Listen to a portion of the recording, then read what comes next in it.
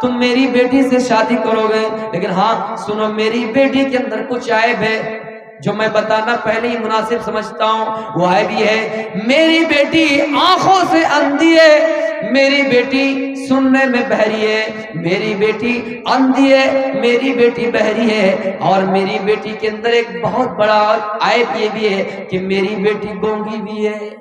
3 عیب ہے۔ اب بتاؤ کیا کرو گے؟ اس نے کہا میں نے بغیر بتائے ہوئے پھل کھایا، مجھے تو معافی مانگنی ہے، مجھے تو معافی اللہ سے مانگنی ہے، تم جب تک معاف نہیں کرو گے اللہ نہیں کرے گا۔ چلو کوئی بات نہیں، تمہاری بیٹی اندھی ہے، گونگی ہے، بہری ہے، پھر بھی میں شادی کرنے کے لیے تیار ہوں۔ پھر بھی راضی ہو گئے۔ کوئی ایماندار آدمی اس طرح آج کے دور میں ملے گا؟ میرے بھائیوں وہ آدمی تیار ہو گئے۔ یہ لطیفہ ہے، آپ بھی جانتے ہوں گے، میں بھی جانتا ہوں یہ لطیفہ ہے، لیکن اس سے جو عبرت مل رہی ہے، جو سبق مل رہی ہے، میں آپ کو وہ بتانا چاہتا ہوں۔ میرے بھائیوں وہ تیار ہو گئے، کہا اندھی ہے، گونگی ہے، بہری ہے، اس سے کوئی مطلب نہیں، میں شادی کر لوں گا۔ پھر میرے پیارے ساتھیوں وہ آدمی اس کو گھر لے جاتا ہے، اس آدمی کو گھر لے جاتا ہے اور شادی کی تیاری ہوتی ہے، زور و شور کے ساتھ شادی کی تیاری ہوئی، شادی بھی ہو جاتی ہے، شادی بھی ہو گئی۔ اب کیا کیا جائے؟ رات میں گھر دیا گیا اور گھر میں اس کو پہلے رکھا گیا، گھر میں اس آدمی کو پہلے رکھ دیا گیا۔ اب تھوڑی ہی دیر میں بیوی اس گھر میں جائے گی، ہونے والی نئی نویلی دلہن اس گھر میں جائے گی۔ میرے بھائیوں یہ آدمی انتظار میں کہ میری بیوی آئے گی، میری بیوی تو اندھی ہے، میری بیوی تو گونگی ہے، میری بیوی تو بہری ہے، انتظار میں ہے کہ میری بیوی آئے گی۔ لیکن دروازہ دستک دیا، دروازہ کھٹکھٹایا، السلام علیکم ورحمت اللہ۔ انہوں نے دروازہ کھولا تو دیکھا کہ حسین و جمیل خوبصورت لڑکی ہے، خوبصورت عورت ہے کہ ہٹ چل بھگ، کہیں آگے ہمارے روم میں، تم کون ہو؟ کہنے لگی میں تمہاری بیوی۔ میری بیوی؟ تمہارے ابو نے تو بتایا تھا کہ تم گونگی ہو، تمہارے ابو نے تو بتایا تھا کہ میری بیوی جو ہوگی وہ گونگی ہوگی، پھر تم نے السلام علیکم کیوں کہا؟ تمہارے ابو نے کہا کہ ان کی بیٹی گونگی ہے، تم پھر سلام دے کے کیوں آ رہے ہو؟ نہیں میں نہیں مانوں گا کہ تم میری بیوی ہو۔ نہیں اس نے کہا نہیں میں آپ ہی کی بیوی ہوں۔ میرے پیارے ساتھی پھر اس نے ایک اور سوال کیا کہ تمہارے ابو نے یہ بھی کہا تھا کہ تم گونگی ہو تو تم نے سلام کیا، تم آندھی ہو تو پھر مجھے کیسے دیکھ رہے ہو؟ اس روم میں کیسے آ گئے؟ اس دروازے میں کیسے آ گئے؟ تمہارے ابو نے ایک اور بات کہی تھی کہ تم بہری ہو تو پھر میری بات کیسے سن لیتی ہو؟ اس عورت نے تینوں سوال کا جواب دیا۔ اس عورت نے کہا اے میرے شوہر، میرے ابو نے کہا تھا کہ میں اندھی ہوں، ہاں میں سچ میں اندھی ہوں، اس لیے میں اندھی ہوں کہ آج تک میں نے پرائے مرد کا چہرہ تک نہیں دیکھا، آج تک میں نے نامحرم کسی آدمی کا چہرہ نہیں دیکھا، اس لیے میرے پیارے ساتھیوں میرے ابو نے کہا تھا کہ میں اندھی ہوں، مجھے بتایا کہ میں گونگی ہوں اس لیے ہوں کہ آج تک میں نے کسی کے سامنے لانتر نہیں کی، میں نے کسی کی غیبتیں نہیں کی، میں نے کسی کی چغلیاں نہیں کی، میں نے کسی کو برا بھلا نہیں کہا، اس لیے میرے ابو نے بتایا کہ میں گونگی ہوں۔ میں بہری اس لیے ہوں کہ جب لوگوں میں اور لوگوں کی بھیڑ میں، عورتوں کی بھیڑ میں کسی کی برائی بیان کی جاتی ہے تو میں اس کو سنتی نہیں، اس لیے میں بہری ہوں۔ میرے ابو نے کہا میں گونگی ہوں، ہاں صحیح میں گونگی ہوں۔ میرے ابو نے کہا میں اندھی ہوں، ہاں صحیح میں اندھی ہوں۔ میرے ابو نے کہا میں بہری ہوں، ہاں میں صحیح میں بہری ہوں، اس اعتبار سے ہوں۔ تو میرے پیارے ساتھیوں یہاں سے پتا چلا کہ دیندار وہ عورت تھے اور دیندار وہ لڑکے تھے اور یہ عورت بھی دیندار تھے، لیکن اس کے ابو نے ایک امتحان لیا اور دیکھنا چاہا کہ یہ چرواہا یا یہ مسافر آدمی جو اس درخت کے نیچے آ کر بیٹھ گئے اور یہ پھل کھا لیے جو چرایا نہیں تھا، توڑا نہیں تھا، اور ڈر رہے ہیں کہ مالک معاف کرے گا یا نہیں، اس لیے اس نے شرط لگائی اور کہا یہ واقعی اگر ایماندار نکلے تو اپنی خوبصورت اور دیندار بیٹی کے ساتھ ان کا نکاح کرا دیں گے۔ تو میرے پیارے ساتھیوں ایسے معیار ہونا چاہیے، ہم دیندار ہیں تو ہمارے قسمت میں بھی دیندار آئے، کوشش کریں ایک لڑکا بھی کوشش کرے، ایک لڑکی بھی کوشش کرے، معیار کے اعتبار سے، خاندان کے اعتبار سے شادی کریں. ایسا نہیں کہ ہم بالکل نیچے ہیں اور ہم آسمان کا خواب دیکھ رہے ہیں. آپ کو معلوم ہوگا، ایک چٹکلا بتا رہا ہوں، رات کافی ہو چکی ہے، آپ لوگ بھی سو رہے ہیں. چوہا کو ایک دن بڑی خواہش ہوئی، تمنا ہوئی کہ کب تک زمین والے سے اپنی بیٹی اپنے بیٹے کا نکاح کرائیں، شادی کرائیں. چلو آسمان کا سیر کرتے ہیں، آسمان جا کر دیکھتے ہیں. چلا گیا آسمان، بادل کے پاس. بادل سے جا کر کہنے لگا، بادل میں بہت دور کا سفر کر کے آیا ہوں، زمین سے آسمان آیا ہوں، اوپر آیا ہوں تمہاری بیٹی سے اپنے بیٹے کا نکاح کرانے کے لیے، شادی کرانے کے لیے. بادل اپنے من میں سوچ رہا، یہ پاگل زمین میں رہتا ہے، اتنی چھوٹی سی مخلوق ہے، انسان پیر سے کچھ لے گا اس کو پتہ ہی نہیں چلے گا، اوپر اتنے بڑا خوف. بادل نے کہا ایک کام کرو، مجھ سے بھی کوئی بڑا خاندان ہے، مجھ سے بھی حسب و نسب کے اعتبار سے کوئی بڑا خاندان ہے. تو کون؟ ہوا ہے.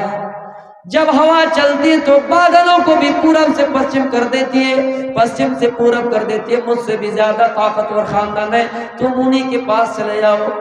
یہ چوہا اور سفر کیا، کن کے پاس آ گیا؟ ہوا کے پاس آ گیا ہے. ہوا سے کہنے لگے، ہوا میں چاہتا ہوں کہ اپنی بیٹی کا نکاح تمہارے بیٹے سے کراؤں، یا اپنے بیٹے کا نکاح تمہاری بیٹی سے کراؤں. ہوا کہہ رہی کم بخت نیچے سے کیسے اوپر آ گیا، اتنے بڑے خواب کیسے دیکھ لیے.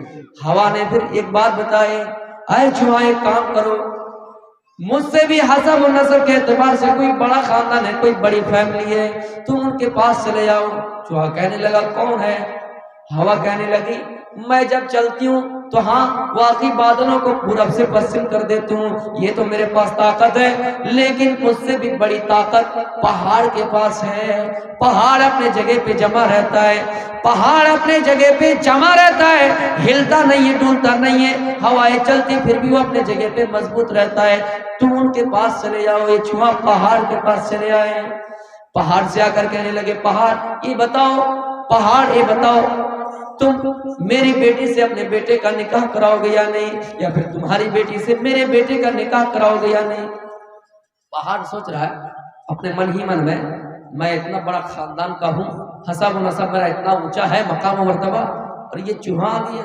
تو پہاڑ نے بھی ایک چال چلے اور ایک بات بتائے، ایک چوہا ایک کام کرو، آئے چوہا ایک کام کرو، مجھ سے بھی طاقتور خاندان اس دنیا میں، تم ان کے پاس چلے جاؤ.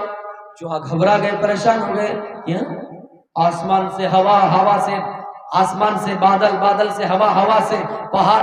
پھر پہاڑ کہہ رہا کہ اور کوئی بڑا خاندان ہے؟ کہاں اور خاندان ہے بڑا؟ بڑا کون؟ پہاڑ کہنے لگا میں اتنا سخت ہوں پھر بھی مجھے کوریدنے والا کوئی ہے، مجھے بھی کھا کر کھوکھلا بنانے والا کوئی مخلوق ہے. بولا کون؟ بولا چوہا. یہ چوہا کے پاس اتنا پاور ہے، اتنی طاقت ہے کہ میں اتنا مضبوط ہوں پھر بھی مجھے کوریدتا ہے، اور پھر مجھے کورید کر کھوکھلا بنا دیتا ہے، اور زمین کے اندر، پہاڑ کے اندر، پہاڑ کے بیچوں بیچ اپنا گھر بنا لیتا ہے. تو اسی چوہا کے پاس چلے جاؤ اور اپنی بیٹی کا نکاح کراؤ. تو میرے پیارے ساتھیوں، وہ گیا آسمان، پھر نیچے آئے، پھر آخر اپنے ہی معیار پہ آ گئے. اسٹینڈرڈ الگ نہیں ہونا چاہیے، ہم جس لیول کے ہیں ہمارا خواب بھی ویسا ہی ہونا چاہیے. تو دنیا میں چلنے کے لیے میرے بھائیوں، آپ کو اور ایک واقعہ بتا رہا ہوں کہ وقنا عذاب النار، جہنم کے عذاب سے بچتے رہنا ہے. دنیا کی بھلائی، آخرت کی بھلائی حاصل کرنے کے بعد اللہ رب العالمین سے جہنم کی بھلائی مانگنی چاہیے. جس طرح حضرت عثمان کہا کرتے ہیں، حضرت عثمان غنی رضی اللہ تعالیٰ عنہ کے بارے میں آپ نے سنا ہوگا، یہی وہ عثمان ہے جن کو اللہ کے نبی ذو النورین کا خطاب دیا. آپ نے ان کی زندگی میں دو بیٹی کا نکاح ان کے ساتھ کرایا. یہی وہ عثمان ہے جب ان کے سامنے جہنم کا ذکر کیا جاتا، جنت کا ذکر کیا جاتا، تذکر الجنت والنار، جنت کا ذکر کیا جاتا، جہنم کا ذکر کیا جاتا، عثمان غنی نہیں روتے. لیکن میرے بھائیوں، جب عذاب قبر کا ذکر کیا جاتا، قبر کے عذاب کا ذکر کیا جاتا، عثمان غنی رونے لگتے. لوگوں نے پوچھا عثمان کیا بات ہے، جب تمہارے سامنے تذکر الجنت والنار، جنت اور جہنم کا ذکر کیا جاتا ہے تو تم نہیں روتے ہو، لیکن عذاب قبر کے بارے میں ذکر نظر کیا جاتا ہے تو اے عثمان تم کیوں روتے ہو؟ حضرت عثمان جواب دیتے ہیں اے لوگوں میں عذاب قبر سے اس لیے روتا ہوں، میں قبر کے عذاب سے اس لیے روتا ہوں اس لیے کہ ان القبر اول منزل من منازل الاخرہ، اس لیے قبر کی منزل آخرت کی منزلوں میں پہلی منزل ہے۔ اللہ کے رسول کو کہتے ہوئے سنا ہے کہ قبر کی پہلی منزل جو اس کو آسانی سے طے کر لے گا اس کے لیے آگے کے مراحل آسان ہو جائیں گے، آگے کی منزلیں ان کے لیے آسان ہو جائے گی۔ کوئی اگر اس منزل میں پھنس گئے تو آگے کی مراحل میں، آگے کی منزلوں میں ان کے لیے دشواریاں ہوگی۔ حضرت عثمان نے فرمایا ان القبر اول منزل من منازل الاخرہ، ہے لوگوں قبر آخرت کی منزلوں میں پہلی منزل ہے، جو یہاں پاس ہو گیا ان کے لیے اور منزلیں آسان ہو جائیں گے۔ حضرت عثمان غنی جن کو اللہ کے رسول نے خوشخبری دی کہ اے عثمان، عثمان فی الجنہ، عثمان جنتی ہے، لیکن عثمان کا حال یہ ہے کہ عذاب قبر سے رو رہے ہیں، اتنا رو رہے کہ ان کی داڑھی تر ہو جاتی ہے، ان کی داڑھی بھیگ جاتی ہے۔ یہی وہ عثمان ہے میرے بھائیوں، جنگ تبوک، غزوہ تبوک کا موقع ہے، غزوہ تبوک کا موقع ہے۔ حضرت عثمان 1000 اشرفیوں کی تھیلی لائے اور اللہ کے رسول کو دے دی ہے۔ میرے پیارے ساتھیوں آپ نے دیکھا ان تھیلیوں کو، 1000 اشرفیوں کی تھیلی کو، تو آپ نے دعا دی اور کہا اے اللہ عثمان سے راضی ہو جا، اس لیے کہ میں عثمان سے خوش ہو گیا ہوں، عثمان نے مجھے خوش کر دیا ہے، اے اللہ تو بھی عثمان سے راضی ہو جا۔